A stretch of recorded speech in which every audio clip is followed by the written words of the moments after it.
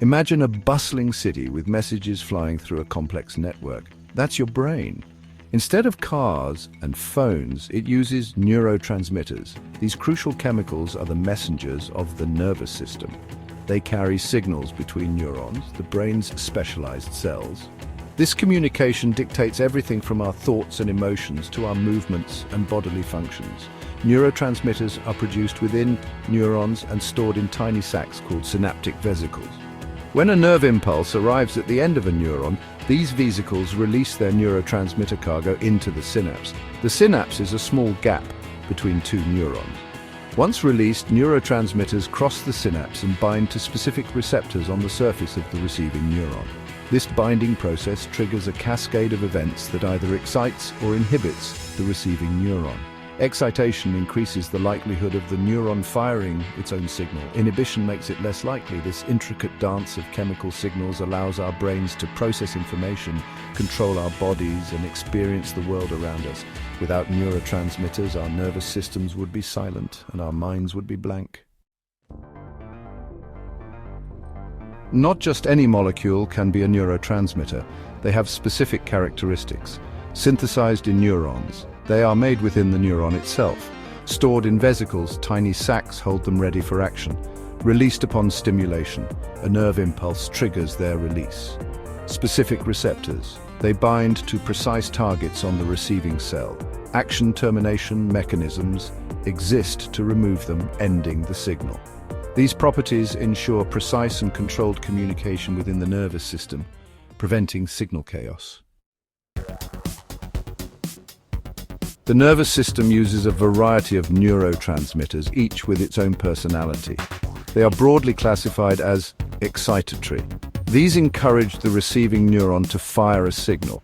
Examples include glutamate and acetylcholine. Inhibitory. These make the receiving neuron less likely to fire. GABA and glycine are key inhibitory neurotransmitters. Modulatory. These fine-tune the effects of other neurotransmitters, acting like volume knobs for neuronal communication. Examples include dopamine and serotonin. This diversity allows for complex and nuanced communication within the brain, giving rise to the vast repertoire of human behavior and cognition. Let's meet some of the most important neurotransmitters and acetylcholine, a crucial player in muscle movement, learning, and memory. Disruptions in acetylcholine signaling are implicated in Alzheimer's disease. Dopamine, involved in reward motivation and motor control. Parkinson's disease is linked to dopamine deficiency. Serotonin regulates mood, sleep, and appetite. Low serotonin levels are associated with depression. GABA, the brain's primary inhibitory neurotransmitter, crucial for calming anxiety. Glutamate, the most abundant excitatory neurotransmitter, essential for learning and memory. Each neurotransmitter has specific receptors it binds to, like a key fitting into a lock.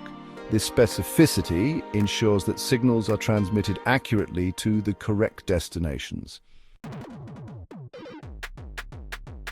Receptors, the gatekeepers of the neuron. Neurotransmitter receptors are like bouncers at a nightclub. They decide who gets in and what happens next. There are two main types, ionotropic receptors and metabotropic receptors. Ionotropic receptors are fast-acting. When a neurotransmitter binds, it opens a channel, allowing ions to flow in or out of the neuron, changing its electrical charge rapidly.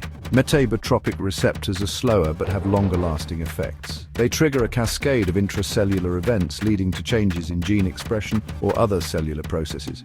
This dual system of receptors allows for both rapid responses and long-term adaptations in the nervous system, providing flexibility and complexity to neuronal communication.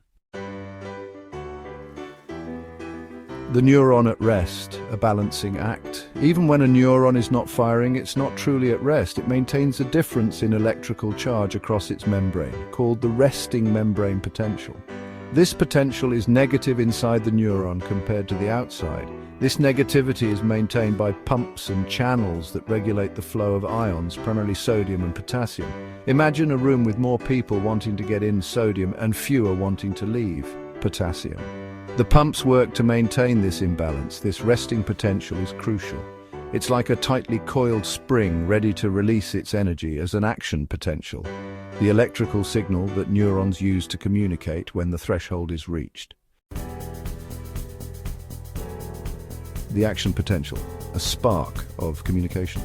When a neuron receives enough excitatory input, the resting membrane potential is disrupted. If the change reaches a critical threshold, an action potential is triggered, a sudden and dramatic change in electrical charge that travels down the neuron's axon. During an action potential, sodium channels open, allowing a rapid influx of sodium ions into the neuron, making it more positive inside. This depolarization is followed by the opening of potassium channels, allowing potassium ions to flow out, repolarizing the neuron. This wave of depolarization and repolarization travels down the axon like a domino effect, carrying the signal from the neuron's cell body to its axon terminal, where it triggers the release of neurotransmitters. Passing the baton synaptic transmission. When the action potential reaches the axon terminal, it initiates a series of events leading to synaptic transmission. First, the action potential opens calcium channels at the axon terminal, allowing calcium ions to enter. Next, calcium triggers the fusion of synaptic vesicles containing neurotransmitters with the presynaptic membrane. Then, neurotransmitters are released into the synaptic cleft, the space between the two neurons. After that, neurotransmitters diffuse across the cleft and bind to their specific receptors on the postsynaptic neuron.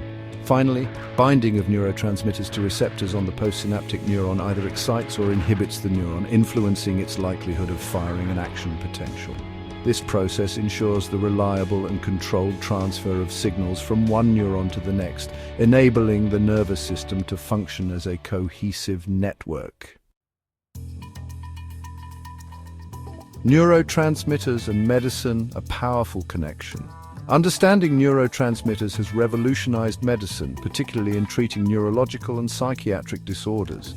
Many drugs target neurotransmitter systems. Antidepressants, for example, often work by increasing serotonin levels in the brain. Antipsychotics block dopamine receptors. Imbalances in neurotransmitter levels or receptor function are implicated in a wide range of disorders, from Parkinson's disease and Alzheimer's disease to depression, anxiety, and schizophrenia. Research into neurotransmitters continues to pave the way for new treatments for these and other debilitating conditions, offering hope for millions worldwide. By understanding the language of neurotransmitters, we gain a deeper understanding of the brain and unlock new avenues for treating diseases that affect the mind and body.